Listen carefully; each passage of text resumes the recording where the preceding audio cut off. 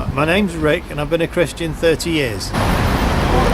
This is how I became a Christian. I was diagnosed with a drink problem that I didn't know I'd got, and was told by a doctor I had two choices, to either stop drinking or stop breathing. Then coming out of the doctor's surgery, met a Christian who invited me to a Christian coffee bar, and I realised by seeing these guys in a Christian coffee bar that their life was totally different to mine. And on the 1st of January 1984, I crossed the line with both feet. I became a Christian and I walked away from everything that I'd done before. I've been involved before as a Christian in selling dodgy cars for dodgy people,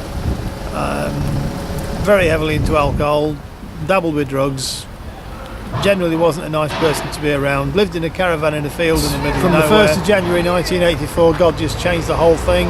He found me somewhere to live, found me a family to care for me,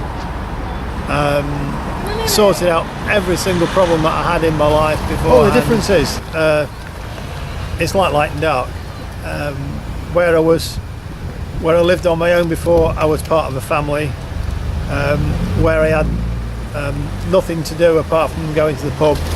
I'd got places I could visit. The pastor's house, I was told I could knock on the door and talk to him at any time. I had friends in the church that cared for me, helped me and fixed my car, did all sorts of things with me and for me over the first few months. And I learned that as I became a Christian and I got stronger in the faith, that I was able to reciprocate and to do things for other people. And that's when I started learning from a very early age, faith without works is dead, and therefore to be part of the church doesn't just mean to turn up on a Sunday, but to be a Christian 7 days a week. And it's been an exciting 30 years. I've had many amazing things happen. I've seen things happen as a Christian that I would never have believed as a non-Christian. I applied to go on a church mission team many years ago and did so, despite the fact that I had very little in the way of finance to go with. That was irrelevant.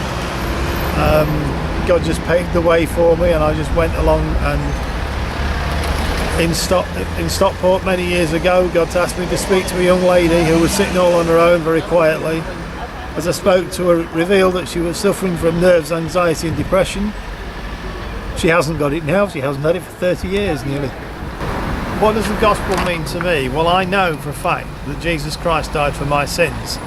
I know for a fact that I've been given authority to go into heaven when I die. And that is the sort of the gist of the gospel. But also knowing that I've been forgiven, I also know that everything I did before I was a Christian, even the things I do wrong as a Christian, will be forgiven because Jesus says so.